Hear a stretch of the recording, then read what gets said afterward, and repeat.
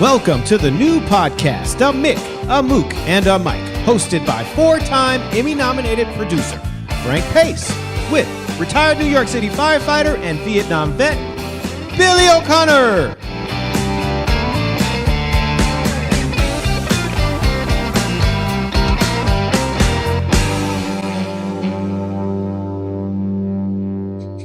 You are too much. What's with the sourpuss? You are too much. I had too much Easter candy. Did you have a nice Easter? Yeah, sure. It was a great Easter. What'd you do? I didn't do anything. What did I do? You didn't chase around I Easter? stayed home. You didn't chase around the Easter bunny? No. You know, I had my meatloaf, you know, the usual deal for Easter, you know, the Easter meatloaf. Yeah. Isn't that what everybody eats on Yep. Easter? Yeah. I Well, didn't do much. I sat around, you know, I watched a little TV, did a little reading, you know. I hid some Easter eggs for my 13-month-old granddaughter. Did you I really? scurried around the yard. It was really nice. Did you really do? That's great. No, I'm fucking making it up. I'm wondering. Why would I I mean, make? that's great that you did Why would I that. make that up? Because I never did that, so I think it's nice that you did that with your grandkids. You know, I never hid the eggs or any of that shit. It was all that's all an American holiday. We don't do that shit in Ireland. You color potatoes? We hide potatoes, and then everybody looks for them.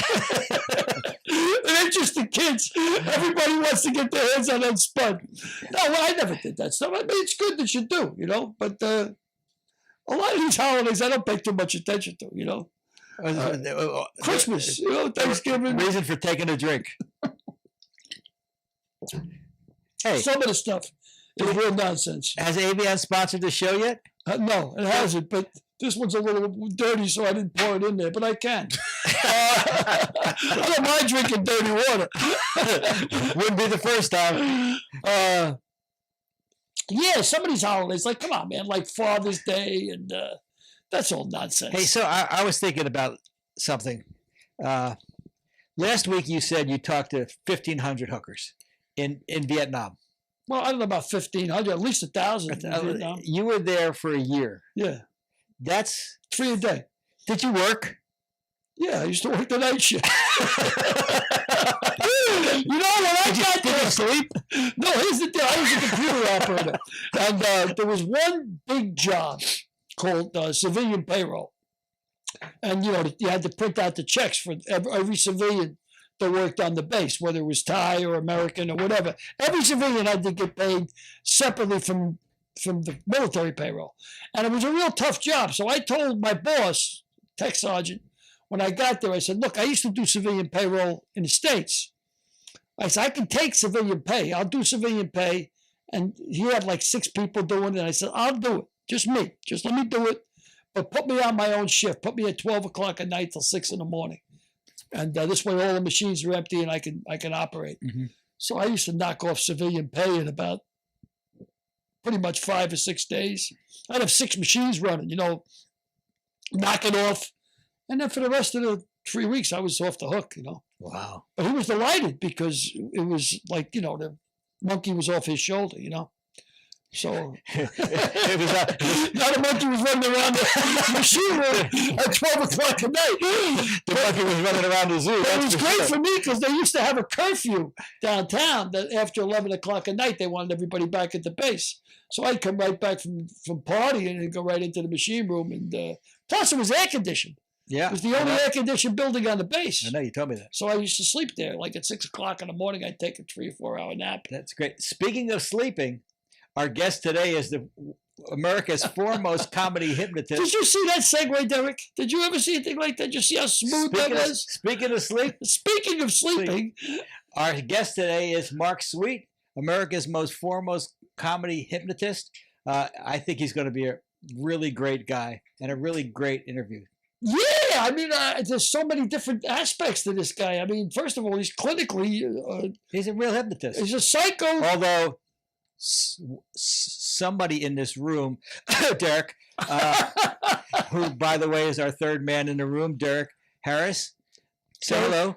Hello, everybody. Both of you. Hello and a hello. Wow. Whoa, hello and hello. I finally woke up.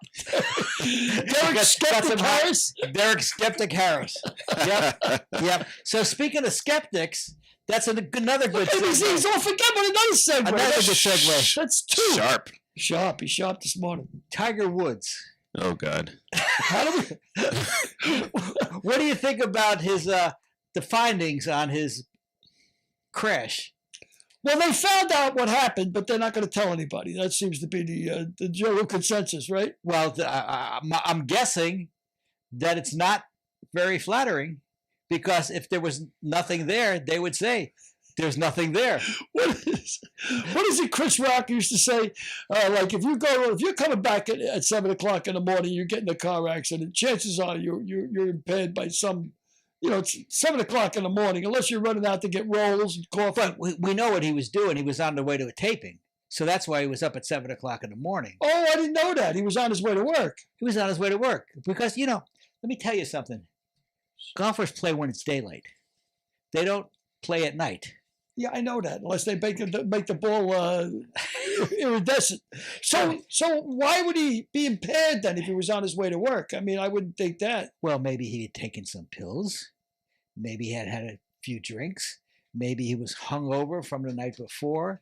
Maybe he was, we know he was going too fast. Maybe he was reaching out for his cell phone. Maybe there were a lot of things. All I know is if it looks like a duck and quacks like a duck, it's not a zebra. That's a good guess. But I can tell you from my own experience that if I was driving at 7:00 in the morning, I was coming back from a rough night, Yes, well, that's, I think. What is it Chris Rock says? He's got a great bit about it. If you go to your ATM at 2:00 in the morning and you go to take out $400 or $300, the machine should pop up and say, "Are you sure? Are you really sure you want this $300? Because, you're getting $300 out of an ATM at 2:00 in the morning. You're up to no good, You are indeed. Where are you going to go? You are indeed. So I guess, but I mean, it's obviously there's two different kinds of justice in America for people with money and people without money. That wouldn't be the case. We're worried about his privacy or whatever. We won't tell anybody what happened. Privilege, the word privilege is Latin for private law. That's where it comes from. I didn't know that. Private law. So, like if you're, that's another thing I got about the death penalty. I mean, I'm okay with the death penalty if they ever give it to anybody poor. I don't think anybody rich, anybody who's a millionaire ever got the death penalty that I know of. It's just two kinds of justice, Yep. Speaking of two kinds of justice. Speaking, here he goes again. Hey, look how smooth that was. See? Matt Gaetz of Florida, Representative Matt Gaetz. What's your feelings on him? Speaking of DWIs. Speaking of DWIs. He has three of them. Three of them? Three DWIs. Daddy got him out of that. I think he's in a jackpot this time, though. It doesn't look like anybody's buying into it. Well, far be it from me to defend Matt Gaetz. And far be it from me to say all the women were put up to it. But it's looking like a concerted effort has been made or being made to buy off certain women to tell somebody is a sexual abuser. I mean, I'm astonished that it's a woman. Well, it's not a ghost. Speaking of that, there's Lindsey Graham. And now, get to another thing. He needs an AK-47, Lindsey, apparently. Well, let's get back to we'll go back to it. But, I'm sure Matt Gaetz is guilty. But again, allegedly guilty. Frank, you should be entitled to a fair trial, and then we'll hang him. But first, the fair trial. No, I mean, who's the other guy that was floating around? I don't know if it's Getz, the other guy who had the boy toy. He had some guy he adopted. He was a 16-year-old kid from Cuba, and he's been living with the guy for like 15 years. An adopted houseboy. It's all too much. It's all too much. See? You have to eat the microphone. I've been eating it. They don't taste too bad either. Put a little ketchup, little onions on it. This ain't too bad. But Lindsey Graham's safe now because he's got an AK-47. So when the gang comes for him, they're coming for his doilies. Yeah. They're coming to hijack his favorite doilies. That's what Lizzie needs, the AK-47. I mean, come on, man. Lindsey Graham, really? I mean, you know that when he was a kid in school, they were smacking him and taking his lunch money. Come on, course. name Lindsey. Come of course. on. I mean, and he's a confirmed old bachelor. And I ain't got nothing wrong with it. Like I said, I don't care what you are, what you do sexually. It's a small part of your life. But at least own up to it. You know? It's a small part of whose life? It's a big part of your life. And always will be. I hope. To this day. Always will be. To this day. That's right. I want to be able, it's like another Chris Rock line. He says, when some people say, hey, when was the last time you got laid? And, let's see, the last time I got laid.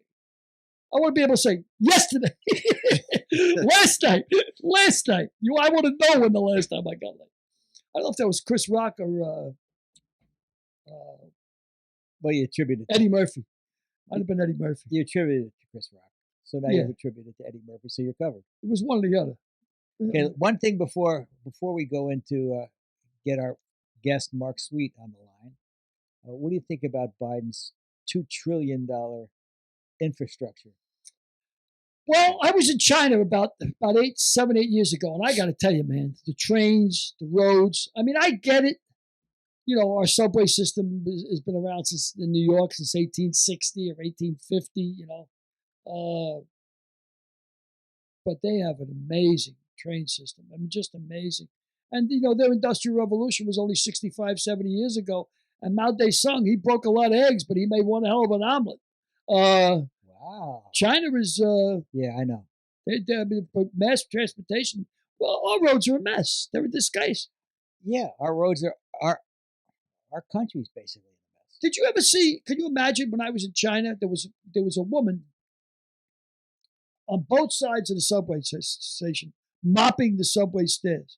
Can you imagine somebody trying to run a mop across the New York City subway system? And it was a Chinese woman. Yes, oddly enough, because I was in China. Because there's no American woman, naturalized American woman, who's going to be mopping the steps in New York City. Well, I got to tell you, Frank, and this is no bullshit. When I was walking around China, the one thing that impressed me, one of the many things that impressed me, was that if either somebody had a computer under their arm or they had a shovel in their hand. There's no homelessness. There's no, it's like you're working, you're doing something. Well, I'm all for giving every school kid in America a computer as part of their schooling education, because many young kids can't afford computers, and if your parents make below a certain amount, the government ought to give everybody a computer. I think it's a key to the 21st century. Without a computer, I mean, you're lost in school. Matter of fact, nowadays in college, a lot of the courses are online. Yep. You got to have a computer. Speaking of online, here we go. He's off again. Why not Derek get our guest, Mark Sweet, online, if he will. He's the longest running act at the Ice House. Mark Sweet. Is he? 40 years or something he's been doing comedy at the Ice House. Wow. Or the longest running act. But okay, great. Okay, guys, we got Mark in. Hey, Mark, how are you? Hey, Frank. So great to see you. That's Billy O'Connor. Hey, Mark, a pleasure to know you, brother. Pleasure to meet you, pal. That's Derek Harris over there. How you doing? Our number 3 man in the booth, actually number 1 man here on the show, because we couldn't do the show without him. You look like you're in John Oliver's studio. Have you ever seen that show? I have.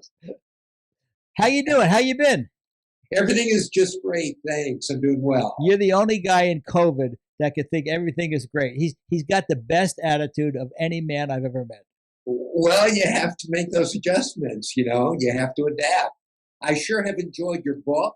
I've enjoyed watching several of the podcasts. You guys are doing great work. Wow, that's really nice to hear. I appreciate that. That's because Billy keeps it alive. Derek gets us on the air. Billy keeps us alive, and I just sort of keep us rolling.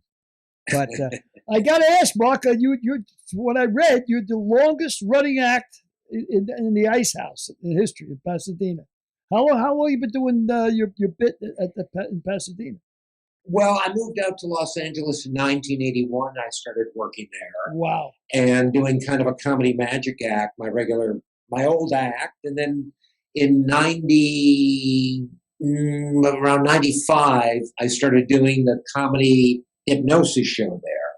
So I think they call it the longest running one-man show there. Wow. That's pretty remarkable. I mean, all the acts that have come in and out of the Ice House, stand-up comics. Yeah, I just love that room. Frank was kind enough to produce a pilot that we did in that room, a presentation. And it was great fun. Why don't we, Derek, we've got a couple clips from that presentation. Why don't we show the speech therapist clip? That was the last one we looked at. That'll sort of show everybody what you do. I was dying when I was watching this last night. Oh, Dying. right now. Dying. It's along for the ride of their life. Person I'm touching right now. Earlier you mentioned you were a speech therapist. When you open your eyes, your tongue is going to just keep sticking out of your mouth. You will not be able to speak. Here we go. 3, 1, 2, 3. Just give her a nice big round of applause.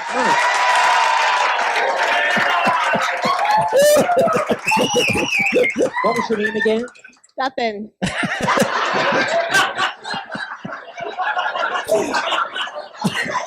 And what do you do for a living? Speech therapist.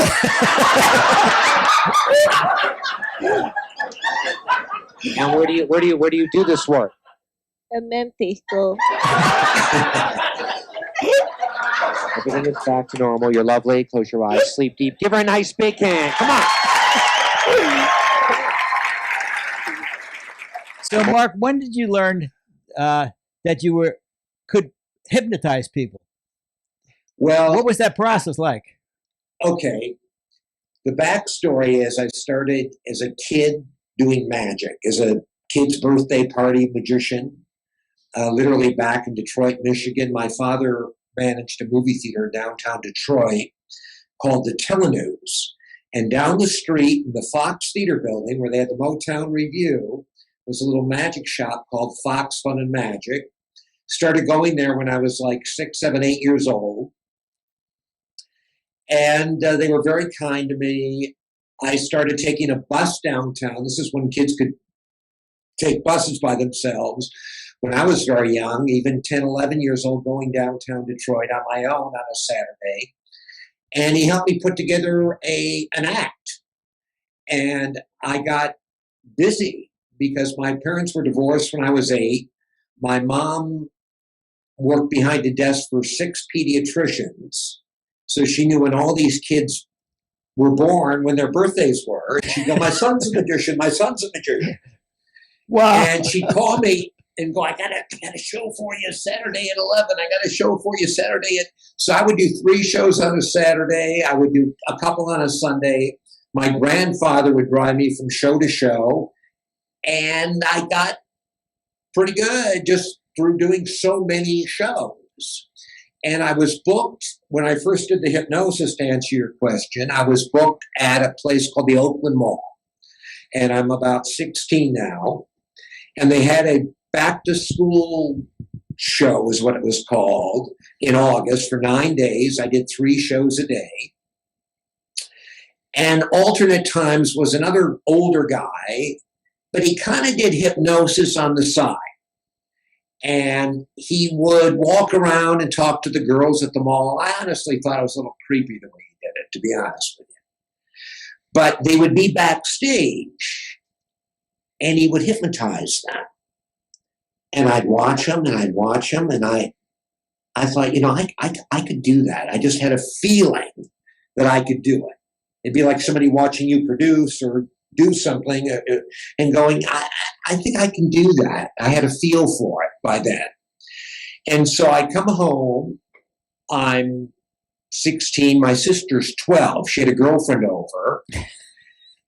And they said, how did the show go? I said, the show went fine. And I worked with a guy that did hypnosis. The girl who's 12, her name was Kathy Kolometz. She goes, can you hypnotize? So I learned from watching him, yes. It's all, you have to say yes. I had no idea what I was doing. I just go, yes. And he had another technique. I'm going to back up for a minute because the girls would come backstage and they go, "Would you hypnotize me?" And he'd go, "Come back Friday. Come." He always put them off for 2 or 3 days. And I said, "Why do you put them off?" And he said, "There's a rule of the mind that what's expected tends to be realized." So by the time they came back, they were like pre-hypnotized. He didn't even have to do the induction. He could almost take their hand and go, "Sleep," and they go, "Punk." They'd go out because they had been telling themselves for days, "I'm going to get hypnotized, I'm going to get hypnotized, I'm going to get hypnotized." So I just kind of observed the whole thing. I'm downstairs in my home in Marlow in Oak Park, Michigan, where I grew up. I'm 16. My sister's there. Her girlfriend's 12, Kathy. And she goes, "Can you hypnotize?" And I go, "Yes." And I start his act. Your fingers go together, reach out and grab the rose. There's a bee in the rose, and she does it. She's out. To this day, my heart started pounding. I remembered it because I didn't know how to take her out of it. Yeah. That's the first thing I was thinking. That's kind of scary, I swear to God, I had her rigid between two chairs like a board. You could stand on somebody from their neck to their ankles, and she was rigid like a bar of steel. But now I don't know what I'm doing at all.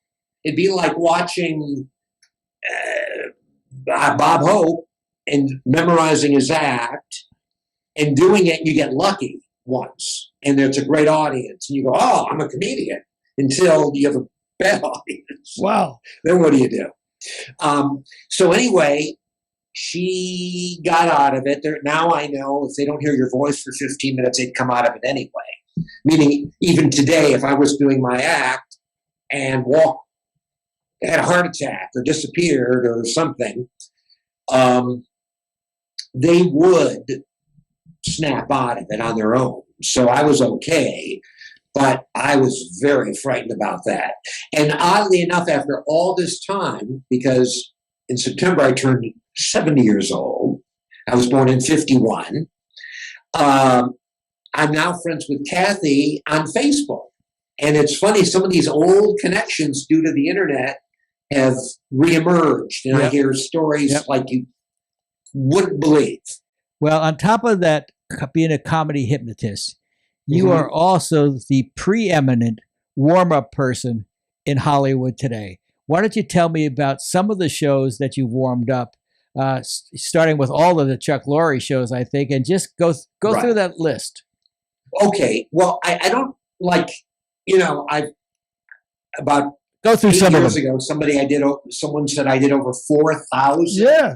4,000. episodes of TV. So it really started doing the It's Gary Shandling show. Gary had called me, but at the same time... And you were good friends with Gary, correct? We were good buddies. I met Gary in Detroit. He flew into Detroit. I think he was on a show called Make Me Laugh. Do you remember that show? Sure. People would sit with a straight face and you try and do shtick to make them laugh. And the Comedy Store was sending out a few guys calling it the Make Me Laugh Tour or something. And there was a little comedy club in Detroit that opened called the Comedy Castle. A guy by the name of Mark Ridley owned that. It was in a restaurant called Stafford's Restaurant.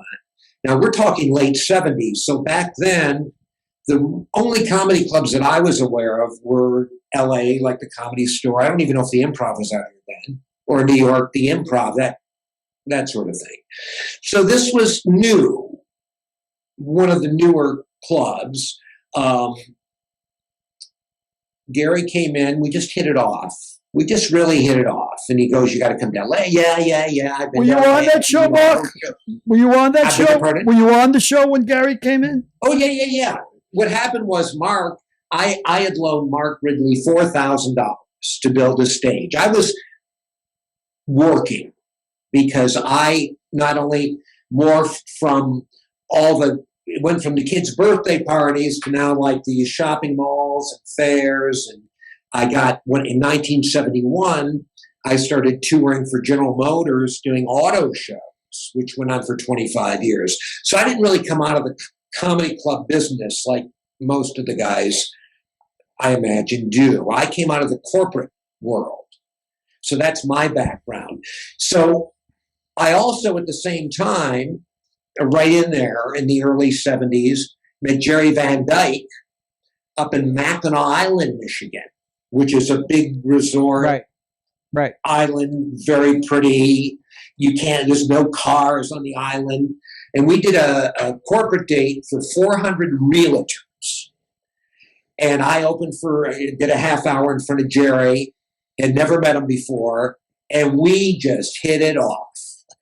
Let's have the audience see a little more of your hypnotism. Okay. So, Derek, if you can call up the first baseball scene, and this will be the baseball scene at Jacksonville that you went down from on a presentation. I arranged for you to go to Jacksonville, yes, you did, Florida, right. and I appreciate it very much. Hypnotize the baseball team. I know.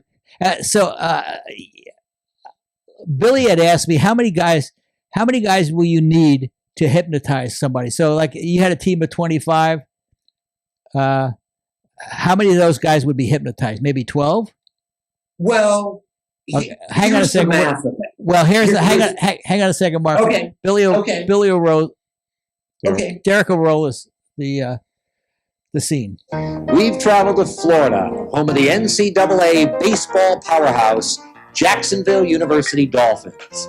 Coach Terry Alexander invited us to play some mind games with these future major leaguers. The gentleman I am touching right now, when you open your eyes, you are absolutely unable to catch the ball.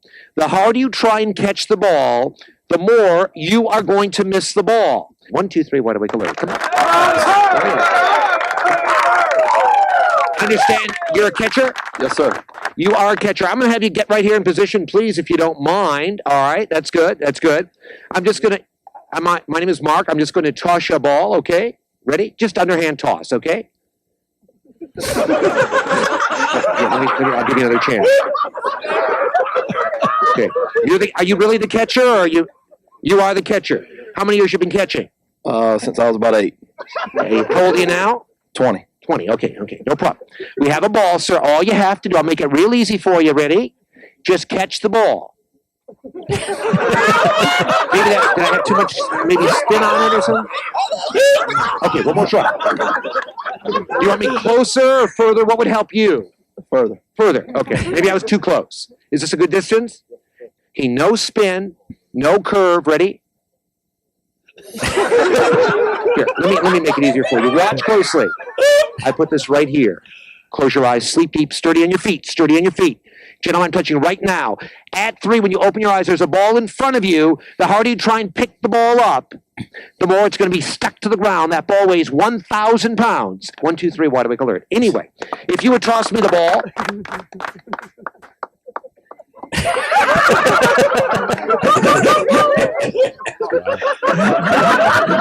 I need the ball, sir.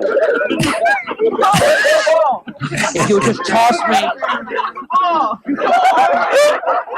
That's great. So we'll revisit you back at Jacksonville University in a little bit. Fun stuff. Yeah. I mean, it almost looks staged because, I mean, it's so remarkable. Well, but Frank assures me he saw you work week after week after week a week. I know. Listen, that's kind of the problem with it. People just do not want to wrap their minds around it. Some people. It does look staged, or they're playing along, or wishful thinking, or, they're with me. There was somebody at Raymond, somebody's manager, that was convinced that I had people in the audience, that it was set up. Just convinced right to the whole way. Does it still amaze you when you see it happen? Every single time. And that's what I love about it, because it's kind of like, you're walking the tightrope, but there is a net. I mean, I do have so many ways, so many options. And so but I love this. I'm always surprised. Well, it's so much fun. That pilot came about or the presentation came about because Peter Roth, who was the president, who just retired from Warner Brothers, president of the studio, came to Susan. And I said, Peter, watch this. And Mark the audience had them hypnotized. Maybe, I don't know what the math are, but, probably he'd pull 25 people out of the audience and maybe half of them would go under. And I said, watch this. This is totally legit. And he was amazed. And he gave us a certain amount of money to put a presentation together. And we did that. Unfortunately, at the time we did it, it was, there were not a number of avenues available as there are today. If we tried to sell this today, I believe it would have sold immediately. Well, it's hilarious to watch, and it's so genuine that, and the surprise element is amazing. I got to ask you, when you pick people from the audience, yes, is it like selecting a jury? Is there a particular type you're looking for? 100%. First off, I have a certain way of setting it up, what I'm going to do. And I won't go through it. It's a little too long or too boring to just hear it dry. I'm happy to tell you, but so I have a way of setting it up. So they kind of pre-select themselves. And so the people that come up on stage kind of have an idea that they want to do it, because you have to be willing.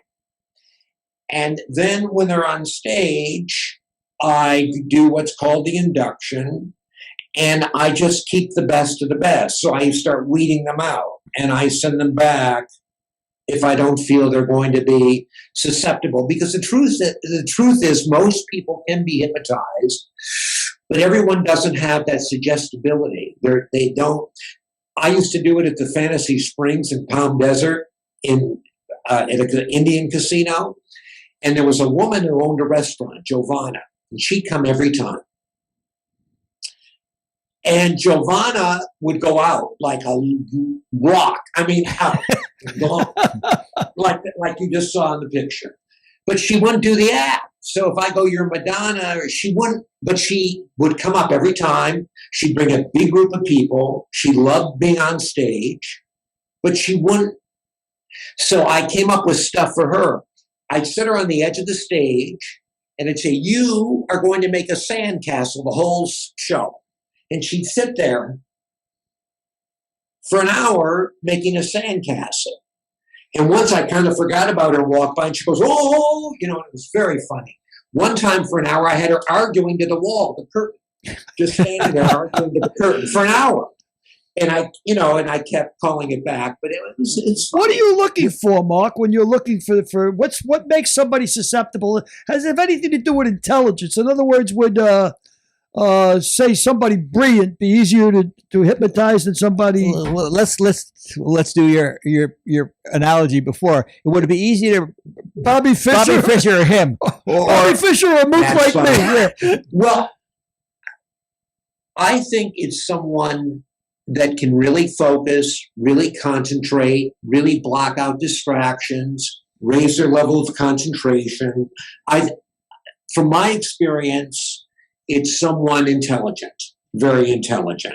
So you're out. Do your worst. God, do your worst. You ain't scared me. If they're too loaded in some way, it's not good. They can't concentrate enough. They kind of want to do it and come up, but I have to lose. So intelligence is one of the traits you're looking for when you're weeding these people out. What else is a telltale? I'm looking for, they get a thing called the Hypnotic Mask. It's almost like their eyes turn red. They get kind of like, I can just see it. It's like a language that I know now. It's a little hard to explain. It's like casting a show, the good actors from the bad act, who's right for that role. You can miss and you can make mistakes, but pretty much through experience. 4,000 shows, I'd say you've got a pretty good idea what you're doing. I can spot it. So let's go back to Jacksonville again. We left the baseball team, half of the baseball team hypnotized and sleeping on each other. Let's show again what happens, a little bit more what happened when Mark Sweet visited Jacksonville University. Look at those guys. Yeah, it's They're just incredible. on the ground. It looks like an Irish wake. Right now, at the count of 3, you are going to open your eyes and you are going to believe that I am holding an alligator and you're going to wrestle it. 1, 2, 3. Open your eyes. Right out here. Right out here. Right out here. Right out here. Go get it. Go get it. This is him. They're howling.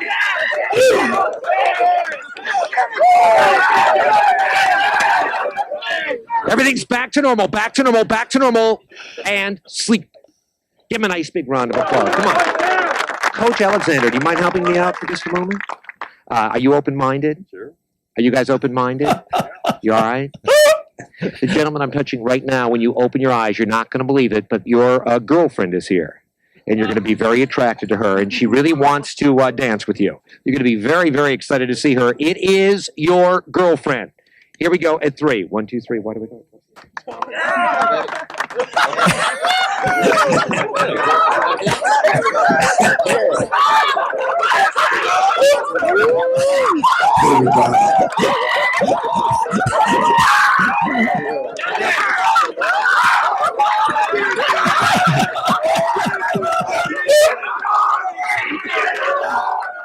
That's pretty funny, Mark. Oh, Can I tell you one thing about that? I cheated a little bit there, and I'll tell you what it was. The night before, I went to dinner with them, not with the baseball team, but with a couple of people. And they said, boy, if you get this one kid up, he does something where he wrestles an alligator. So I knew that there was a kid that was on the baseball team that did one of his Bits? bits to entertain his friends were to wrestle an alligator. And I remembered it, and I thought, boy, if I got him hypnotized and had him do it, they'd go crazy. So the alligator wasn't really ever part. I had never done that before. Wow. But they told me that was the guy, and he went out. So I did the hypnosis with him, doing a bit that he typically does. Wow. So I did cheat there a little bit. as a hypnotherapist, Yes. you can make a guy, a catcher, not be able to catch a ball. Can you improve his game? Could you actually say every ball that's pitched to you is going to look like a grapefruit? Billy, that's a great question. And the answer to that is yes. And that's what I'm most interested in now. In that particular show, it was about humor. But I think if we were to do it today, I think you would combine humor with trying to help people. And I think that that's the real angle. Because at the end of the day, I do see people here for quitting smoking, losing weight, sleep, stress, success, free from negative habits, thoughts, and friends, all kinds of stuff, phobias. And I've got to tell you, the hypnotherapy side of hypnosis, even though it's not funny, and we all love the comedy, of course, but it's powerful. And I think today, with how stressed out everyone is and with everything going on, I think that that's what I'm most interested in today. And I've had some amazing success. My son, Griffin, who's now 33, when he was 9, he had little warts on his hands. And my wife used to take him to a doctor they'd freeze him, and he'd come home and I go, how did it go? And he went, ah. And she said, well, why don't you hypnotize him? Because I was studying the hypnotherapy and became a certified clinical hypnotherapist, so forth. And so I had never done it before. And we had finished the TV season. We were going to Hawaii. I had never been to Hawaii before. And I said, and he looked at me and said, well, can you do it or no? And again, I went, yes. Now, I had never done it before, and I don't like lying to him. But it's the only way you can do it is to be super confident to have a chance at it working. So I go, Griffin, you don't need the warts. I had him close his eyes. I didn't really hypnotize him. I just did an incremental relaxation. Relax your feet, your ankles, your calves, your thighs. Concentrate on your breathing. 5 minutes. 5 minutes. I said, you don't need the warts anymore. The same healing forces that heal a cut or a wound are going to make your warts shrink, vanish, and disappear permanently and forever. The more intelligent you are, the deeper you can be hypnotized. Everything I'm telling you is going to leave a vivid, deep, permanent impression on your subconscious mind. The whole thing was 10 minutes and versions of that stuff over and over.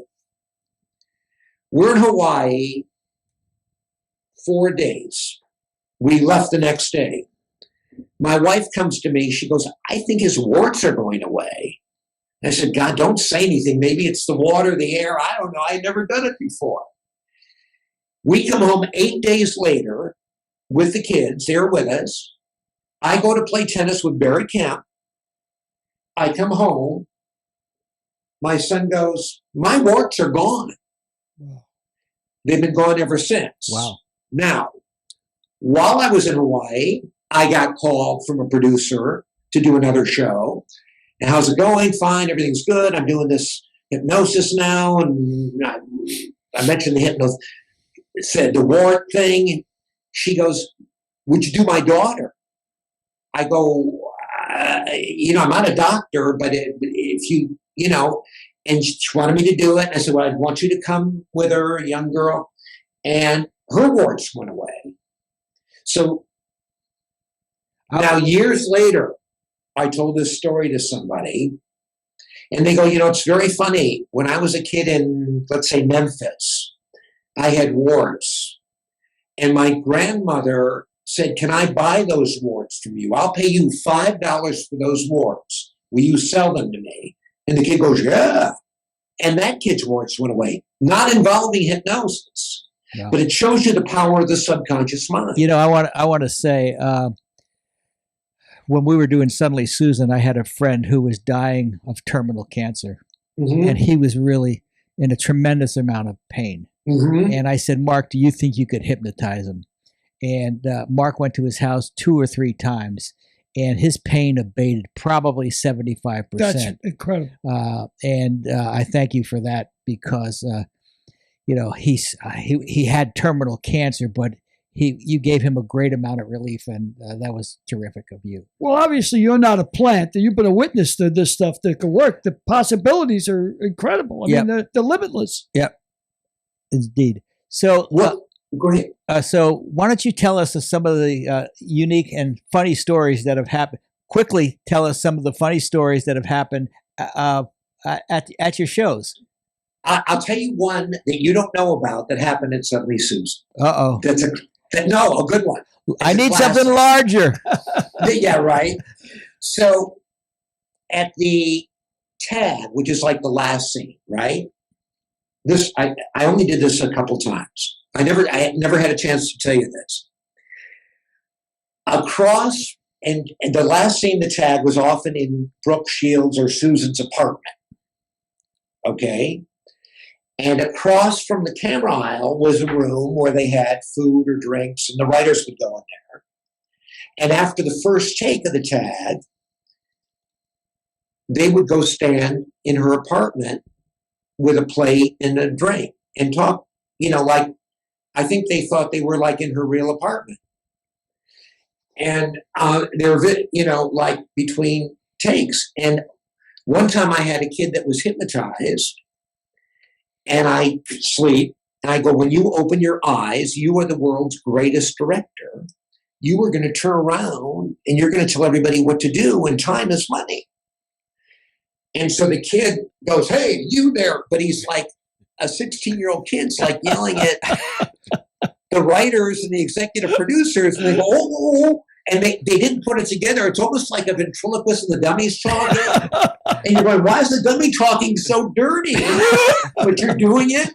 So I had this kid, and they broke up and because the show, it wasn't the quickest show. It'd be like 5 hours in, 4.5 hours in, and now we're in the last scene, and it's like, let's go, And this kid moved it along. It was pretty fun. I want to tell you, no show that I've ever produced went for 4.5 hours. So Wow. you're confusing that with maybe some of your other shows, but with me, you were out in 2 hours and a half, 30 minutes, 2:30, and that's it. Because I believe that sounds good to me. I believe the audience and the cast only have about 2.5 hours in them. I would Yeah, I bet, think and I correct think me, you're right. correct me if I'm wrong. I'm going to take a shot here. And of all the aspects of what you do, between the magic, the comedy, the therapy, the hypnotism, I would bet that the therapy aspect has got you more involved than any other part of it. It does. It certainly does now. You know, when you're younger and you're brought up, you know, you want to be funny, and so you're just going the joke. You know, Shanley used to tell me, you know, don't be afraid to tell the story. Don't be afraid to not be funny. Don't he would always pull it back, you know, like get you to set it up in a way. I learned from him when I met him at this comedy club. It was about the third night, and he was working, and it like, God, I thought he went up, like he lost his place because he just stopped. And I was like, and I went, oh, I said something to like do the so-and-so bit. I was trying to help him, really. And he looked and he went, I don't need help from any of the comedians. And I was only trying to help him.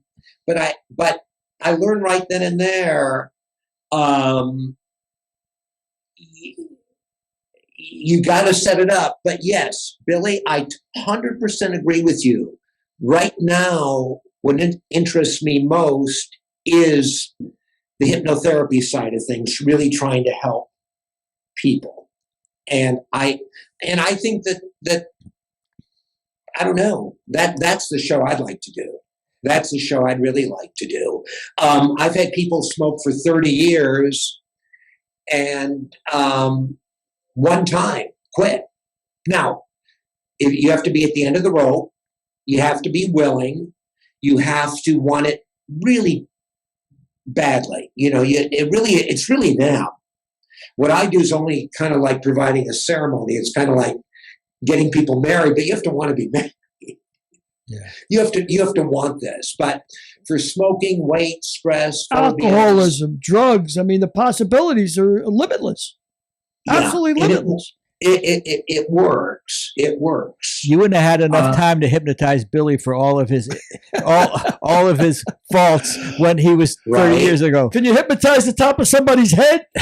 That's funny. Pretty much the way I remember the first time I worked at the Riviera Hotel in Las Vegas. It was a comedy room, and I wasn't booked as a hypnotist. So I do my jokes and some bits up front. Then I get into the hypnosis. But when it comes time to get the people up, they weren't barging up there the way I was accustomed to. And so I got through it, and it went fine, and it went well. Now you walk off, and now they're in line for the second show. And I thought, well, I'm not going to let that happen again. So I walked through the line and said, hey, anybody want to get hypnotized? And a lady looks at me and goes, I don't want any appetizers. It's pretty good. So I worked out some bits there because they go, can you help me quit smoking? And I'd say, oh, I can get you to start smoking, work you up to 3-4 packs a day. You know, I had a bunch of jokes for the line to get them kind of prepped. Yes. But a lot of crazy things happen. I'll tell you one that happened at Raymond if you do. We have the time? Absolutely. Sure, absolutely. Bill Rosenthal, who created Everybody Loves Raymond, who I met at Coach at first, he said one night, tell them, the hypnotized person, that the actors only make $5 a week, and it's his fault. I said, okay. I'd never done this before. So I have a lady, she's out, grayed out like the baseball team, like somebody like that, really good. I learned a long time ago, if they're marginal, get rid of them. I'd rather have one good one than 3 so-so. You need somebody really good. And so she's out. And so I said, when you open your eyes, the actors only make $5 a week, and it's this guy's fault in the brown sport. So she starts up, what's wrong with you? Da, da, da, da, da. They work very hard, and he kind of improvs with her and does, hey, and it was good. It was funny. It was a great bit. And because the head guy's doing it with me, the lowly warm-up guy, everybody's watching and paying attention. Because normally I would never call him out with a bit. He's working. And he's the boss, and I just wouldn't do it. It would be inappropriate. So now months go by, or it could have even been the next season. He said, let's do the sport coat thing or let's do the actors only get paid $5 a week. Okay, Phil, if I get somebody good, happy to do it. So again, actors only get paid $5 a week.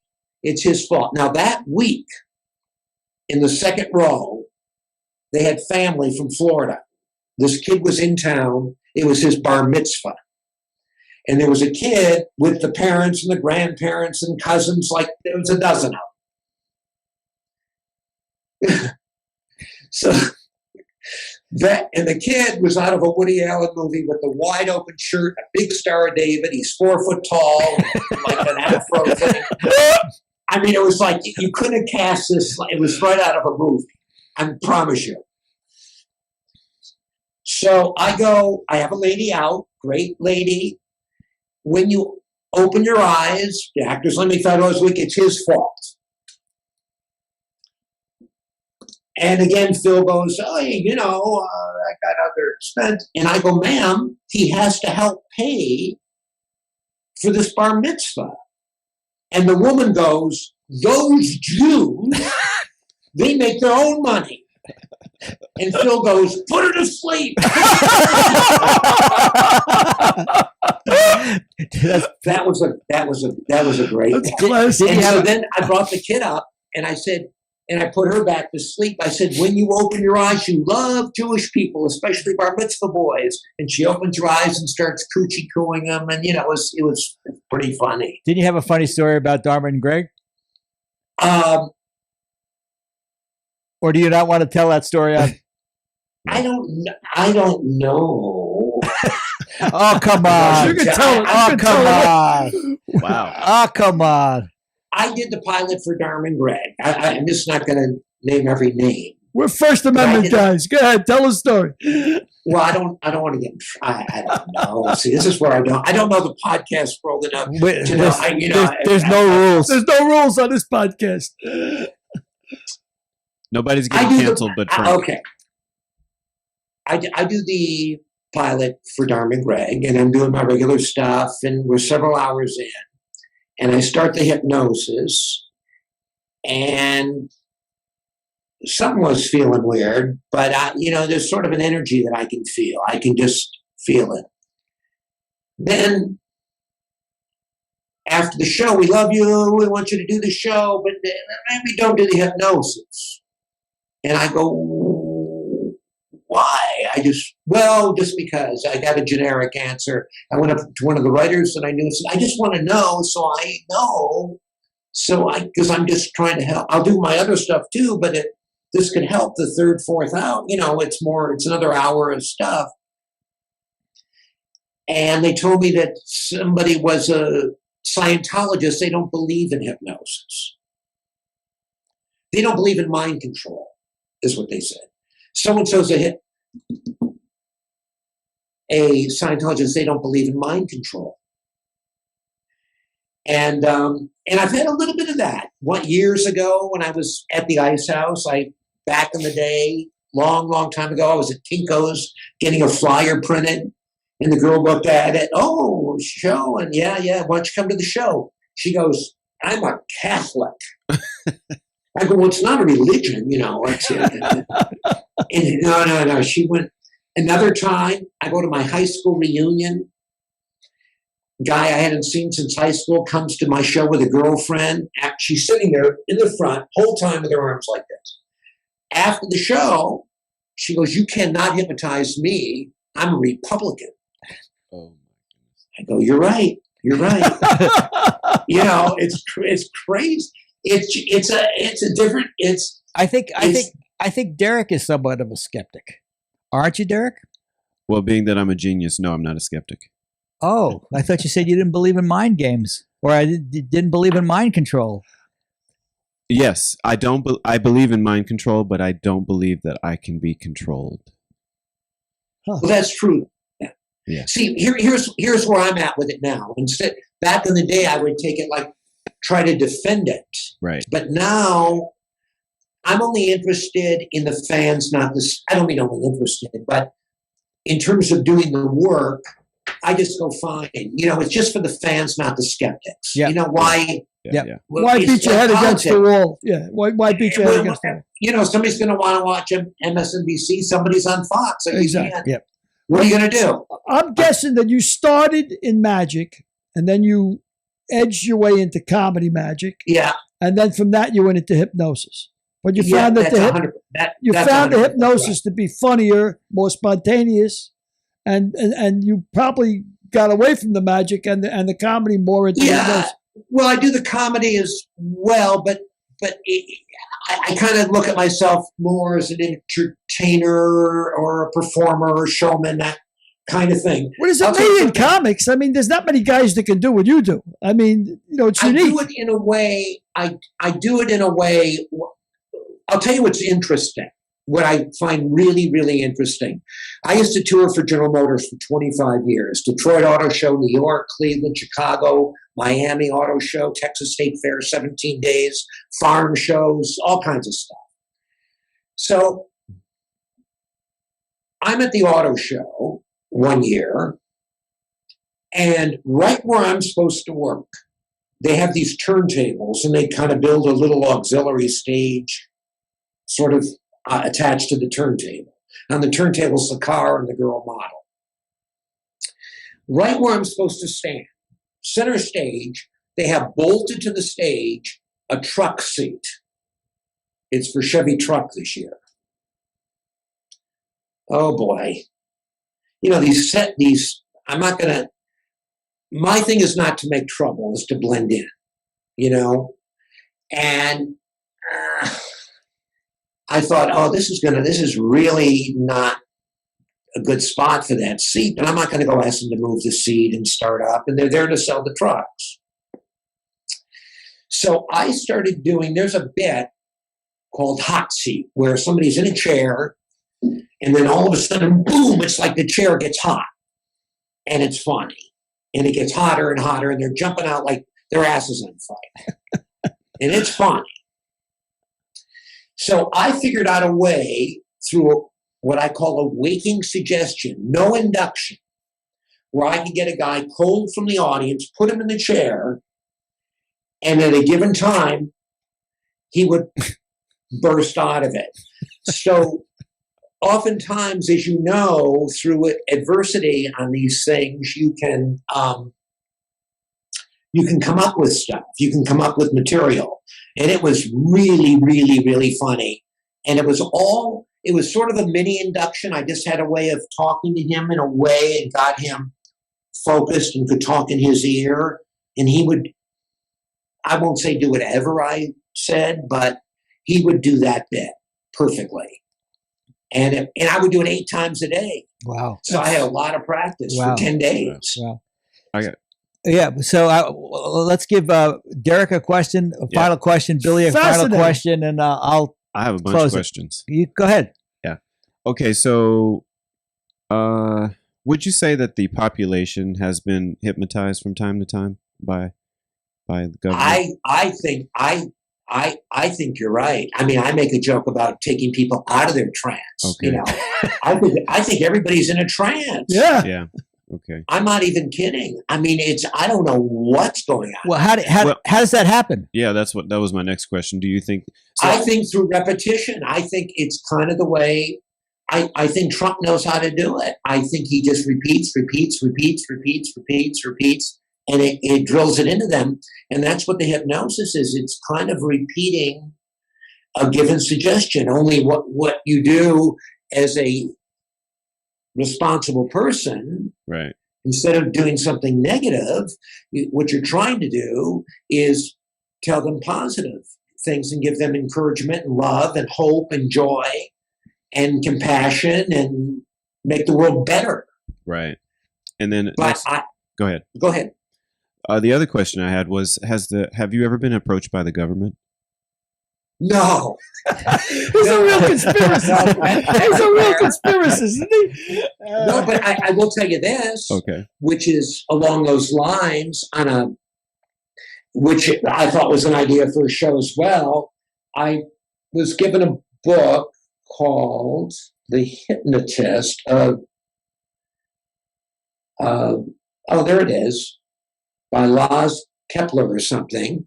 And it's a mystery novel. They brought in a hypnotist to get the person to recollect what happened at the crime scene. And I did think that is could be an interesting. Wasn't The Mentalist sort of? Maybe it was. I never watched it, but it may have been that. Yeah. It could have been. Yes. Because I think he was sort of. Was he a hypnotist in the show? I believe it was The Mentalist, so I think he would go places where nobody has ever been before. Right, had psychic powers in a way. Yeah. Yes. So, no, the government has never approached me yet. Right. Right. I'm happy with that. But it's possible that they have. So you have techniques that you've learned over the years, and I'm sure you've studied over the years. So it's possible that the government also applies and uses some of these techniques with the population. Is that possible? I guess in mass. He's nuts. You can say you're nuts. He can say he just said that. Derek, you're nuts. All right. On that basis, I'm going to segue real quick. Wait, don't segue. Wait, let him answer the question. I'm sorry. I'm supposed to answer that one. if you could, was there a question buried in there someplace? What? You mean? So is it possible? What's the direct? So repeat the question, please. The question is it possible that the techniques that you have learned, obviously other people have employed at some point, either individually or as a group, and is it possible that they could use this technique or these techniques to hypnotize people in mass? Well, I mean, look, I think the simple answer would, I suppose, be yes, but it's just an opinion. And I mean, the other day in the LA paper, there was an article about, I forgot the subject, but it comes up every few years. Somebody blamed a hypnotist for not a bank robbery, but there was something in the LA paper about 3 days ago. But occasionally people will say they've been hypnotized, but all hypnosis is a concentrated focus. All you're really doing is giving them a concentrated focus. It's very much like, I don't know if anybody has kids over there on your side, but you hear your kids screaming down the hall, but you kind of know, but whatever, or you're driving down the freeway and you miss your exit and you're 5 miles down the road. You're not sleeping, but you're just kind of in that zone. You're someplace else. Right. You're just somewhere else. Yep. So all these people, like even on stage, even those kids from the college on the Mind Games pilot presentation, they're aware, but they don't care. And so my voice becomes, the defining thing they're listening to. People are very much like sheep. They do follow along. Even on stage when I have a group, if I have a couple great ones, they in some way pull along the other ones to perform better. Yep. Now, the concentrated focus, is that going back to the old, when they used to do the watch or the shiny object? A little bit. Can I tell you a quick, do we have time for one more quick story? Please. I used to live in Sherman Oaks. I used to go to a place called Billy Blank's Tybo, an exercise place. You ever heard of Billy Blank? Yeah, he's right now making a comeback in that insurance commercial or something. Billy Blank. Oh, okay. Yeah. So when we went, very small place before he had his VHS tapes and everything. And then it got a little more popular. And a few celebrities started coming. I never go up to anybody because I just don't. But that morning, I read in the newspaper that Gene Simmons, that Kiss, the band, Yeah. their opening act was canceled. Now, here's how stupid I am. I don't know that Kiss work stadiums. I think they work theaters, or I didn't even think about it. So who's in class with Gene Simmons that same day? Now, I don't know him, but I've seen him there, and we had a couple of words. Once he told me he moved to Nevada for taxes. I mean, I talked to him once, like, for a moment. So we're there, and after the class, we all walk out at the same time, and I see him, and I say, hey, can I ask you a quick question? Yeah. And he stops. Don't mean to bother you, but I'm Mark Sweet, and I do this comedy hypnosis thing, and it's really funny, and it would be great for your demographic, and I read that your band just isn't gonna, the opening act just went away. He says, Mark, he says, let me tell you what it's like. And he points like 5 miles away to these trees. He goes, that's the back row. And he says, in the front row, there's kids peeing in empty beer cans, just getting ready to heave them at the opening act. And he says, you're going to get up there going tick-tock, tick-tock, tick-tock. He says, I don't fucking think so. But I feel bad. He said it's so sweet. It was such a nice moment. And I got a story out of it that I loved it. Honestly, I didn't feel like a jerk. That's a great note to close on. It sure is. Oh, you have one more thing you want to say? It better be as good as that story. That's great. So, Mark, your message of hope, joy, and encouragement is one that really rings true. You're a very optimistic guy.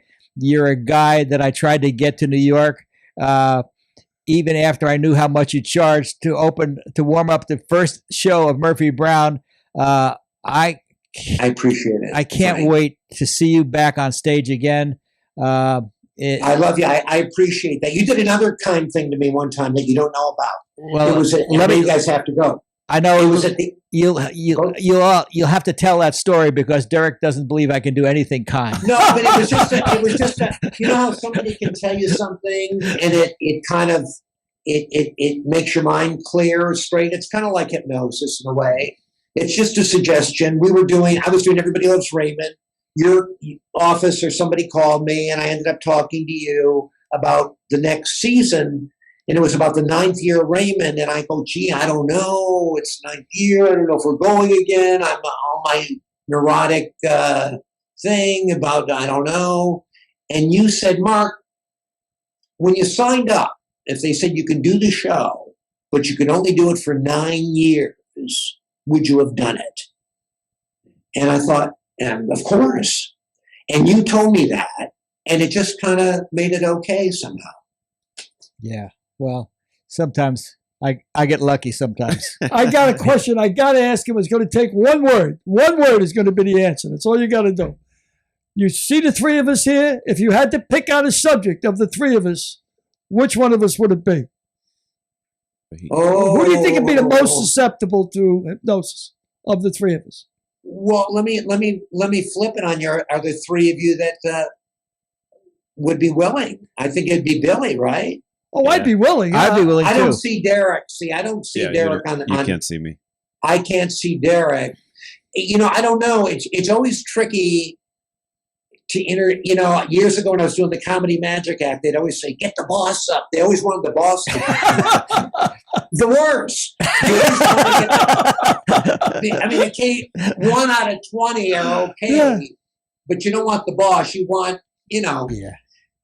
Anyway. You want somebody who wants to get hypnotized. Mark, they got to want it. Yeah. They really, the more they want it, the more fun it is, the easier it is. I had to do a corporate date for these lawyers. They're the worst.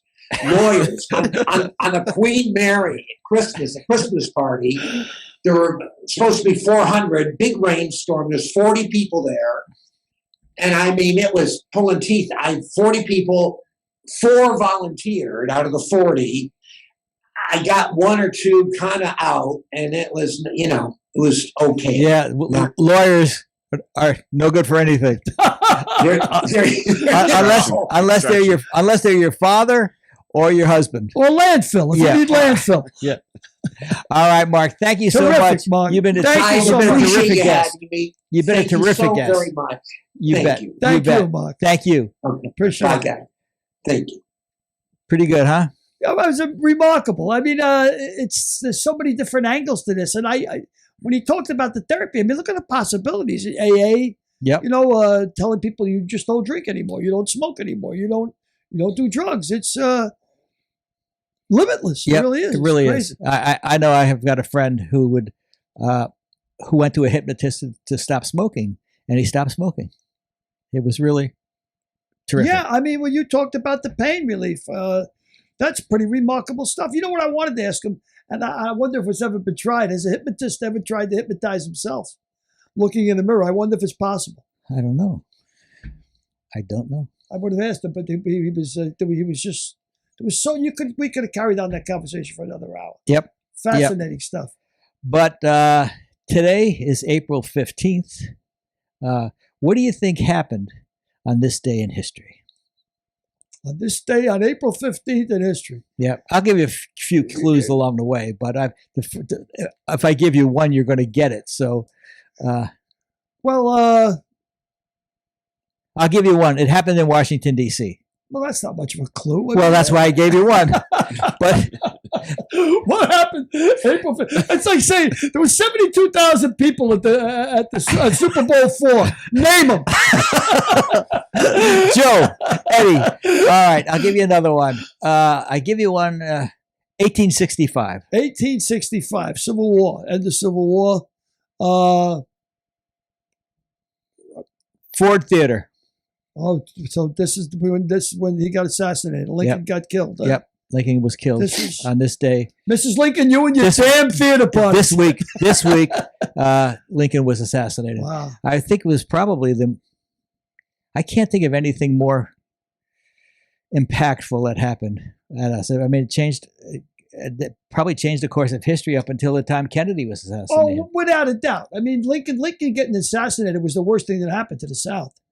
And actually, when Lincoln got elected and they succeeded from the Union, the biggest thing that happened in the Civil War was that they eliminated themselves from the railroads.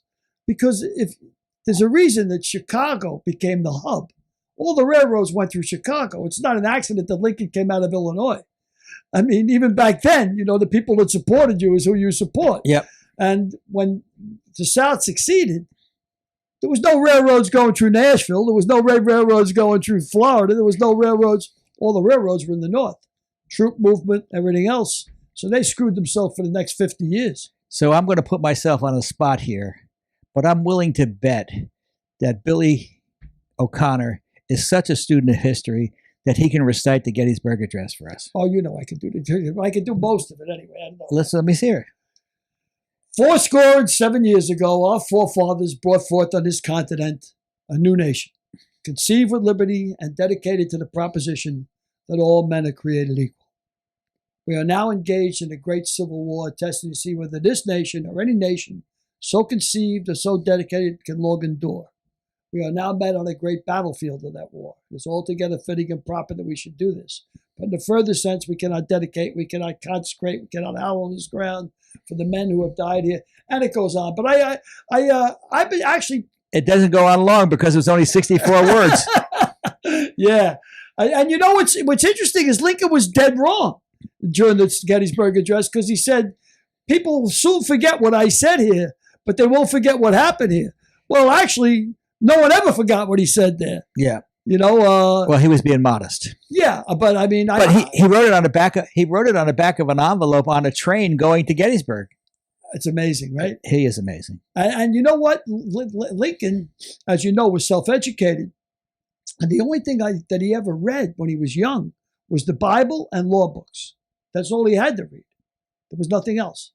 Yeah, I read a fact that he had lost an election for Illinois state senator before he became president. He lost everything he ever ran for. He was labeled a loser.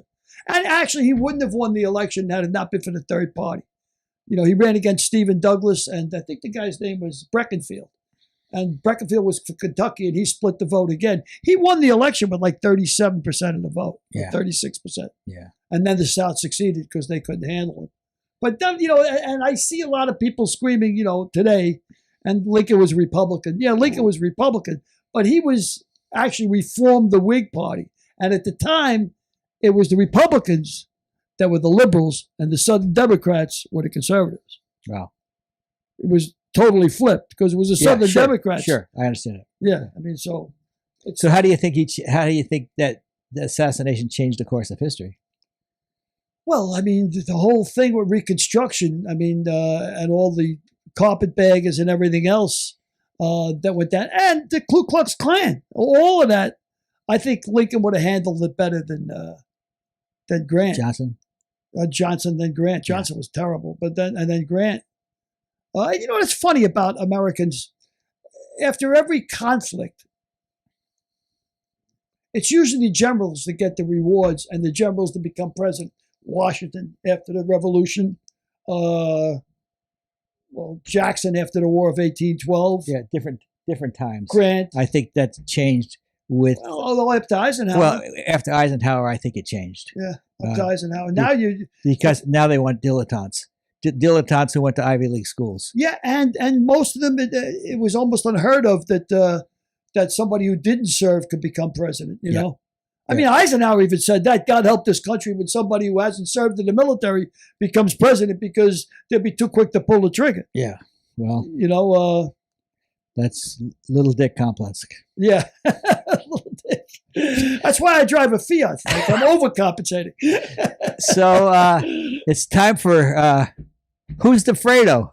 Who's the Fredo? I'm smart. I'm smart. How do you think I was the older brother? You skipped over me. I'm smart. Okay. So let's keep with the theme of showbiz. Let's think the theme of showbiz in honor of Mark Sweet.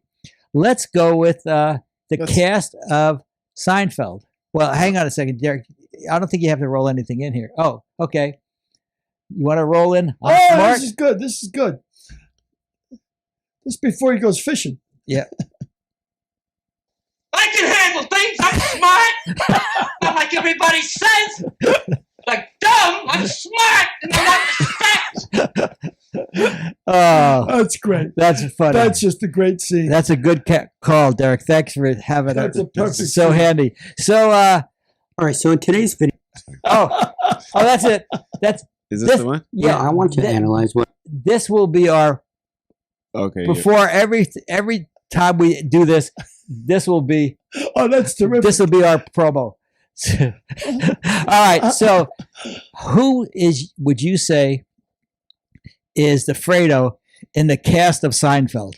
Well, me and you are going to have a disagreement here because I know you can't stand George. I know that you hate George, and I thought George was a good character. So, who the Fredo would be in that? To the mic. Cast? I'm sorry. Who would the Fredo be in the cast? You can move the mic. I got to think about this. You can move the mic. You can move the mic. You can move the mic. Move the mic, you mook. Billy. What? Move the mic. Where do you want me to move it to? Closer to your mouth. How many more you want me to? Falling in love again. Let's see. Who is the Fredo in Seinfeld? I mean, there's so many choices. Yeah, I mean, they had a great ensemble cast. I don't think there was a Godfather in Seinfeld, but no, I wouldn't say there was. I guess I got to go with Kramer. I guess Kramer would be the Fredo. Yeah, I go with George. I know you hate George. There is no redeeming quality in George, I love George whatsoever. I love George. Oh my gracious! I think that show was the ensemble cast was incredible. I mean, the supporting cast, they never made a bad call. Whoever casted that show should get all the accolades. I mean, even all these supporting characters they brought in, they carried the show. They were terrific. Well, that's probably Larry David. Larry David probably cast the show with a little help from Jerry. Yeah, so I mean, Larry David's obviously his credentials are pretty solid. Well, they are now. They sure are, especially at the bank. Yeah, especially at the bank. $1 billion. Speaking of at the bank, I tell you, Mark had to do real well. I mean, as a comic, I see comics They do 4 days in New Mexico and 4 days in Albany and 4 days here. He's got a steady gig, and he's 70 years old. He looks terrific. Yeah, for the last 15 years, I would say he's really been going to the bank. I mean, great gigs, and corporate gigs always pay more. You know, that's why you got to be clean too. You got to be clean. And I got to ask you, because I didn't get a chance to ask him, what would an audience usually look like in one of these warm-up shows? We're talking a couple hundred people, 100? Probably anywhere from a small audience would be 175 to a large audience would be 300. Wow, so it's a good room. Yeah, there'd be people off the street. People off the street. And again, it depends on how well people know the show. For example, he talked about they were doing 3:30 show to 5 o'clock. Then they would come in and do a 7 o'clock show till all hours of the night. I sort of broke us out of that. And I said, when suddenly Susan was going on the air, it was about 1996. And somebody said to me, we're going to do a 7 o'clock show. And, to do a 7 o'clock show, you come in at noon and you do, you do some blocking, refreshing, and then you do a 7 o'clock show and you get out at 10 o'clock. I said, what for? And they said, well, we always do 7 o'clock shows. I said, we're not going to do a 7 o'clock show. Why don't we come in at 9 o'clock, do a 5 o'clock show, and be out by, do a 5 o'clock show and be out by 8:30. And they said, well, the audience, we'll never get an audience at 5 o'clock. I said, are you kidding me? The show stars Brooke Shields. You can do a show at 4 o'clock in the morning and you'll get an audience. On a Wednesday night, you guys right. And we did it. And we got an audience every week. And after that, every show I've ever done has always been 5 o'clock shows. Well, you mentioned in Lips that after about an hour and a half, it's a law of diminishing returns. 2.5 hours. 2.5 hours. Yeah. It's like diminishing returns after that. Yep. Speaking of Lips, are you gonna promote the book, or am I gonna? You're pushing you there now. You're there. You do it. I would be too modest. Yeah, I'm real modest too. Yeah. Yeah. If These Lips Could Talk, it's still available on Acclaim and Amazon. Yep. And our new book is coming out soon. Yep. And Mick, Mook, and Mike, you can watch on Facebook and YouTube. And with that, we should go. That's about it. I guess then thanks for tuning in. And see you next week. See you next week. Say good night, Frank. Good night, Frank. Next week's guest, former head of Paramount Studios and author Grant Rosenberg.